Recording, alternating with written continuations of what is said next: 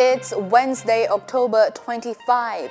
This is the news on PBCJ. I am Simone Absalom. 11 new garbage trucks were presented to the National Solid Waste Management Authority yesterday. The new trucks cost $215 million and brings to 28 the number of new units added to the authority's fleet since July this year. Prime Minister Andrew Holness was on hand at the presentation ceremony at Jamaica House. This money is coming from the taxes that you have paid. Specifically, this is coming from the property taxes you have paid. Everyone needs to pay their property taxes so that the burden is spread fairly and efficiently over the population so that there is more resource available. Executive Director of the NSWMA, Audley Gordon, lamented that the society has not bought into the importance of an efficient waste management system, and this, to an extent, is reflected in the budgetary allocation to the agency.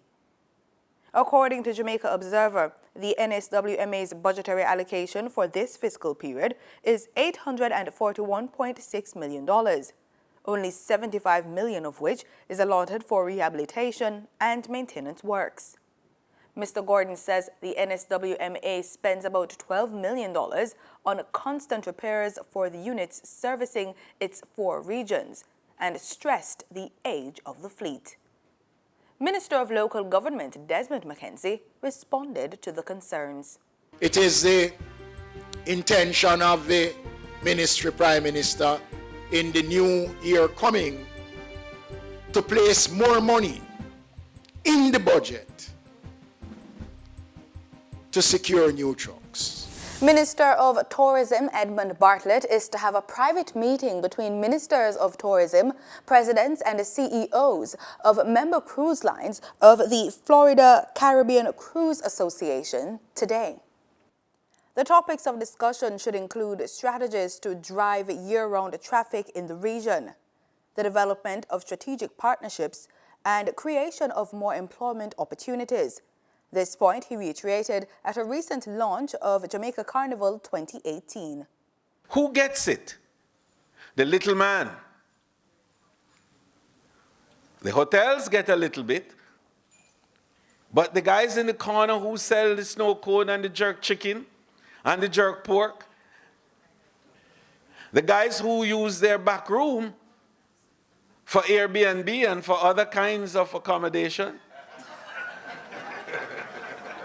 they make the money.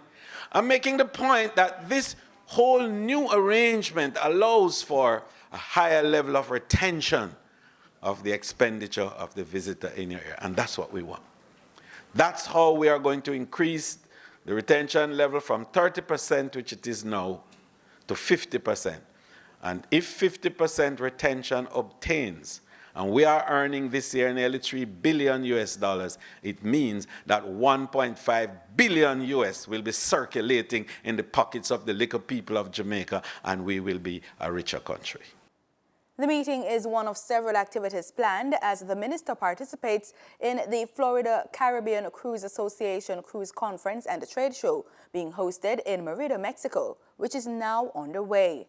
Approximately 100 executives from the FCCA's 19-member cruise lines are at the conference. Minister Bartlett will return tomorrow. Jamaica's contribution to fighting climate change got a boost on Tuesday as 51 organizations were awarded grants totaling $228 million under the Special Climate Change Adaptation Fund. This is one of 2 funding mechanisms under the Adaptation Program and Finance Mechanism, AP and FM, project of the pilot program for climate change resilience. The grants will fund projects aimed at reducing climate change. GOJ Director of Environmental Foundation of Jamaica, Emma Lewis, said that the grants were much needed. We wish you all the successful implementation of your projects.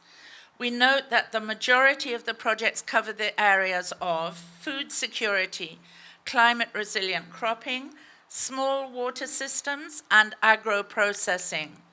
all of which are really critical climate change adaptation issues. I implore you to remember that it's always important to document the impact you have made in your respective communities and on Jamaica as a whole. So please, do write up your reports, keep your notes, take lots of photos, videos are lovely, and we want everybody to know about the great work that you're doing on your projects. The awarded projects will be spread across 5 parishes: Manchester, Clarendon, St. Andrew, St. Anne, and St. Elizabeth. Chief Technical Director, Lieutenant Colonel Oral Khan, also weighed in on the importance of the initiative. No, climate change is very, very real, and the impacts of climate change are being felt. The 2 recent hurricanes which passed through our region left untold damage. We don't know how long our sister islands will take to recover. We have had hurricanes, we are accustomed to hurricanes, but climate change is making these hurricanes much more devastating. And so it is imperative that we take steps to adapt and to build our resilience, because the climate has changed, it is continuing to change and will continue to have adverse impacts.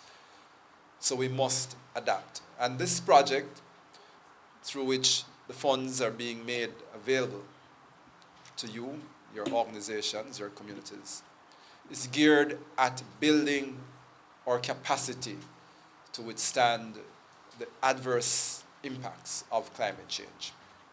The AP and FM works to help the island adjust more to climate change.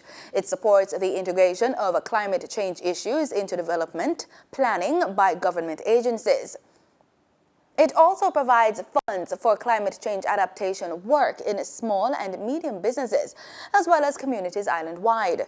The signing took place at the New Kingston Business Center. The Police High Command has announced changes in the senior ranks of the Jamaica Constabulary Force. Police Commissioner George Coelho has transferred several divisional commanders. Senior Superintendent Marlon Nesbeth, head of the St. James Division, will be transferred to the Border and Security Branch. SSP Wilfred Campbell will leave the Kingston Central Police Division and will take his place. More than 250 people have been murdered in St. James since January 1. SSP Nesbeth admitted on Monday that the Zone of Special Operations in Mount Salem, St. James, has not been able to stem the bloodletting in other parts of the parish.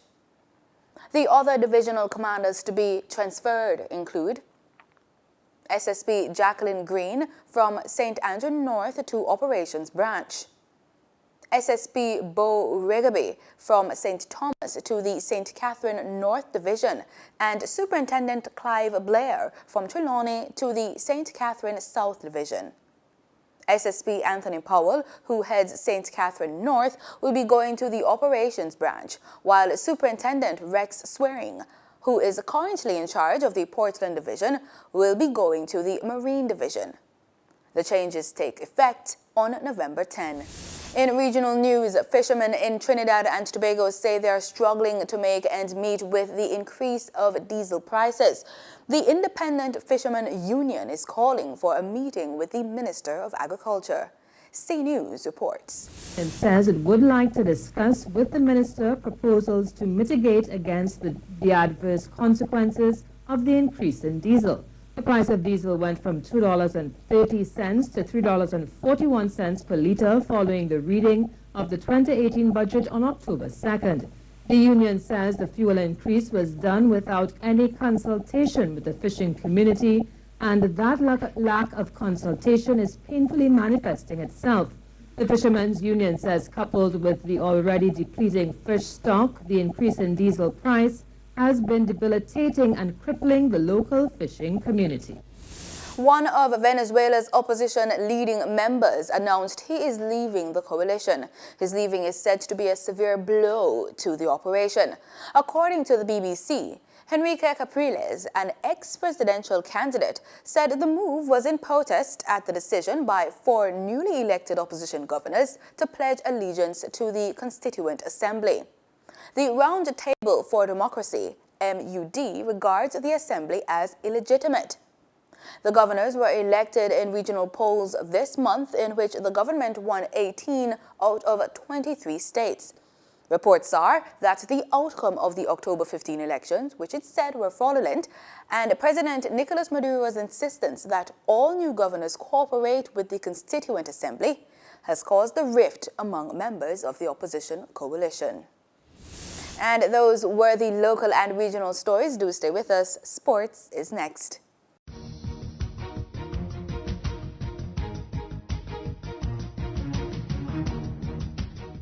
In sports, Jamaica's table tennis coach, Satoshi Takashima, has his sights set on the 2018 Caribbean Senior Regional Championships. He is planning to get a good result at the event, which will come to Jamaica next year. Specifically, the former Japanese national player hopes to see as many Jamaicans as possible through to the semifinals. Though the new year will bring the Commonwealth Games and the World Team Championships, Coach Takashima has his eye on a good showing at home when Jamaica hosts the Caribbean Championships next September. He made the comments while speaking at the Orville Haslam Challenge Cup tournament in Falmouth on National Heroes Day. In football, a hat-trick from Liverpool striker Ryan Brewster sent England into the Under-17 World Cup final with a 3-1 win over Brazil. The English team weathered heat and humidity along with sustained pressure from their South American rivals to book their place in Saturday's final. England will face either Mali or Spain in Saturday's final. And that's the news. The weather report is next.